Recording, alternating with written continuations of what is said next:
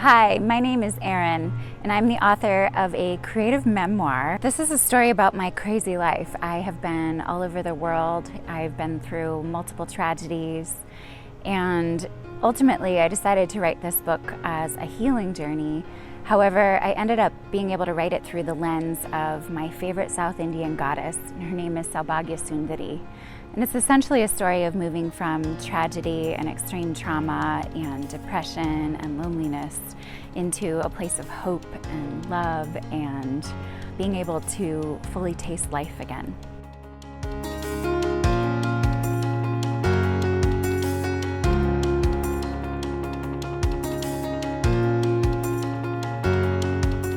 This book explores the intersection between individualism and community. It also explores the intersection between feminism and the world of relationship science. Although I don't speak to the science in the book, I let the stories speak for themselves.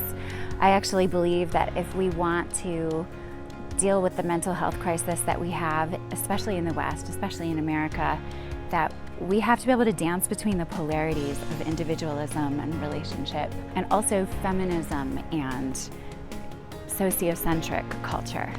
I was inspired to write this book because I've wanted to write a book since I was 8 years old. I actually used to sit on the floor scrawling out pages, just not afraid to write books when I was 8. For some reason, I forgot that I had that ability until my 40s, and I started to have the desire again. I also was inspired to write this book because the last year of my life as a trauma survivor and a single mother and a person who's had chronic illness and all of these things, to get hit by the pandemic right when I was just starting to get my career going, and then to have it fall apart again was incredibly hard. It was incredibly lonely, and I found that by starting to write again, I was basically keeping myself company, and it was incredibly therapeutic.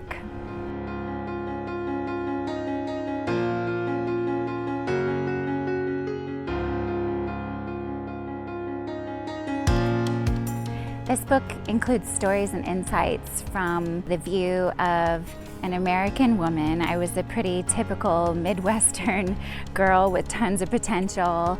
I did all this gymnastics, and I was in clubs, and I got straight A's, and I was on homecoming court, and all of these things.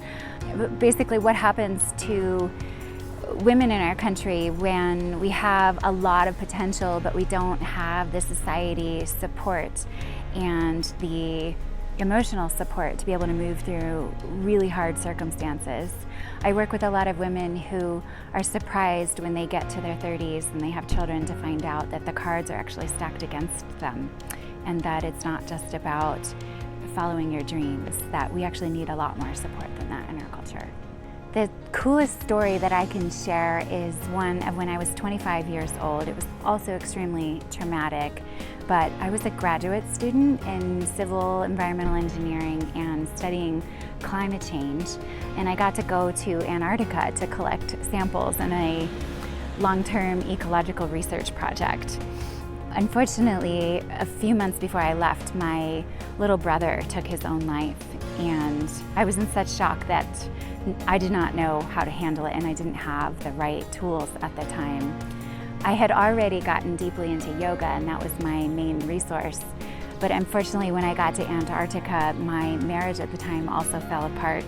And then I also was a part of a team of just graduate students where we had to rescue 2 men from a helicopter crash that happened out at our campsite. So it's a crazy, crazy story. It's also the first time that I fully woke up and started to feel into my own potential.